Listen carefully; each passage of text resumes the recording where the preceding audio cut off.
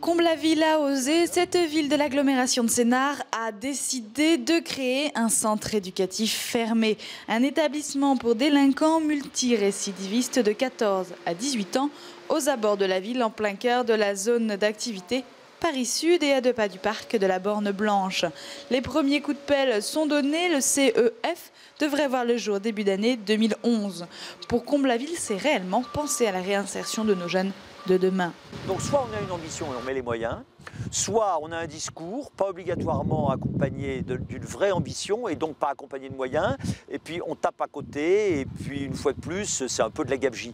Je crois qu'il y a à mettre des moyens de manière appropriée à tous les stades où l'on constate un début de sortie de route de la part de nos enfants et de nos jeunes. Même si ce futur espace de 800 mètres carrés est aménagé d'un terrain de basket, une salle de sport, une salle informatique et plus, il n'a rien d'un hôtel. Cela reste une alternative à la prison pour des jeunes dont certains cas peuvent relever des assises. Alors, c'est pas un hôtel. Vous arrivez, le jeune va venir me voir. Je lui explique le centre. Il a un éducateur de référence. Il va aller prendre possession de sa chambre. Et puis ensuite, on commence déjà, avec lui, le jour même, à rentrer dans une règle, dans une norme, dans un fonctionnement très, très rigide. Alors vous allez dire, ah, mais alors c'est comme si c'était une prison. Non. À partir de ces repères, à partir du moment, le matin, je suis désolé, si on se lève à 7 h, c'est 7 h.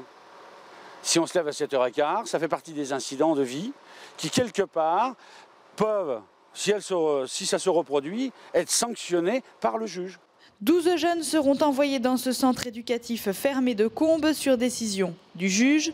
Une trentaine d'adultes seront présents pour les encadrer, du psychologue au professeur, en passant par les cuisiniers et des éducateurs spécialisés. Le ton est d'ores et déjà donné, les jeunes présents pourront s'adonner à l'art, canaliser leur énergie de manière artistique, car ce sera une des activités essentielles de ce CEF.